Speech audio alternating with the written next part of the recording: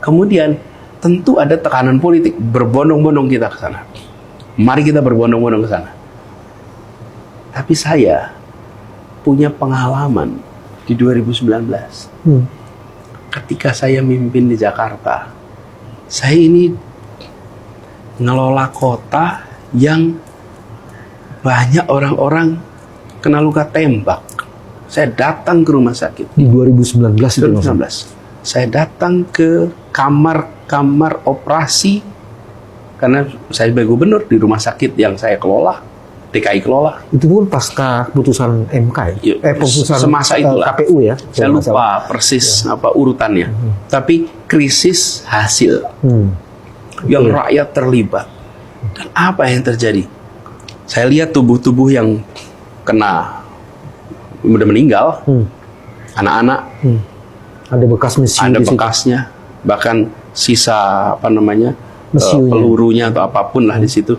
Ada dalam, saya lihat di situ, saya ketemu orang tuanya, saya datangi rumahnya, dan satu tempat itu di sekitar Glodok agak ke barat sedikit, saya lupa jembatan berapa di sana. Itu ketika saya tiba di tempat duka, ratusan pengemudi ojek itu sudah berada depan situ. Karena ayahnya adalah pengemudi ojek. Suasananya suasana orang marah, sedih, marah. Saya datang ketemu orang tuanya. Kemudian saya ikut angkat jenazahnya. Dan saya bicara di depan semuanya. Ini ada korban. Jangan kita tambah korban lagi. Ini ada korban hari ini. Kalau kita melakukan apa, nambah korban. Saya memilih hadir. Karena negara harus hadir dalam situasi krisis. Dan pada saat itu tidak ada pejabat manapun yang muncul di lapangan. Saya memilih hadir. Saya datang ke tiap rumah sakit. Saya datang ke tiap rumah yang kehilangan anggota keluarganya. Dan kita urus semua orang yang menjadi korban atas biaya DKI. Saya membuat peraturan gubernur. Saya buat peraturan gubernur. Bahwa kalau ada korban karena demonstrasi, karena konflik terkait dengan politik, maka Dinas Kesehatan diberikan mandat untuk mengeluarkan biaya untuk membiayainya, walaupun dia KTP-nya bukan Jakarta. Kenapa? Ya karena kita di ibu kota, ya kita uruslah warga negara Indonesia yang jatuh sakit di sini. Terus bukan KTP Jakarta, ya dia rakyat kita kok, rakyat Indonesia. Apa urusannya? Dia celaka, dia luka, dia kita biayai. Itu ratusan. Yang meninggal, saya lupa jumlahnya. Banyak. 5, ya. Saya lupa jumlahnya. Saya datangi. Dan saya mendatangi satu keluarga, Mas, yang anaknya hilang berhari-hari. Dan kita memiliki jenazah yang tidak ketemu rumahnya berhari-hari. Saya masih ingat, Mas, namanya Mas Husein, Mas. Husein. Tidak ada KTP, tidak ada. Kita nggak tahu nyarinya kemana. Sampai waktu itu perintahkan RT RW nyari siapa keluarga yang anaknya belum pulang. Hari ketemu keluarga ini, saya datang.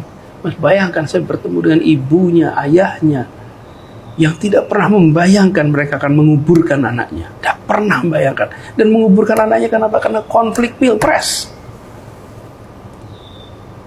Ratusan orang yang cedera, yang saya datangi rumah sakit itu, datang di berbagai wilayah. Kenapa? Konflik pilpres. Saya datang mengangkat jenazah karena konflik pilpres. 5 tahun kemudian Allah takdirkan saya menjadi calon. Dan ketika terjadi peristiwa ini, langsung saya bilang, ini kalau saya melakukan itu semua, yang jadi korban rakyat kecil. Yang petinggi-petingginya nggak akan merasakan. Sayanya nggak akan merasakan tuh pelurunya, nggak akan merasakan gebukan, nggak akan merasakan tuh konflik-konfliknya tuh. Yang merasakan tuh pasukan teman-teman kita yang di bawah, yang penuh dengan semangat. Karena itu jaga, tetap bersemangat, tetap menekan MK. Menekan MK untuk apa? Untuk adil. Menekan MK untuk apa? Untuk berani. Tapi ada batasnya. Jangan agitasi yang membuat ini menjadi konflik terbuka. Jadi saya bersyukur ini semua selesai, 0. Tidak ada penguburan karena konflik akibat keputusan hasil MK.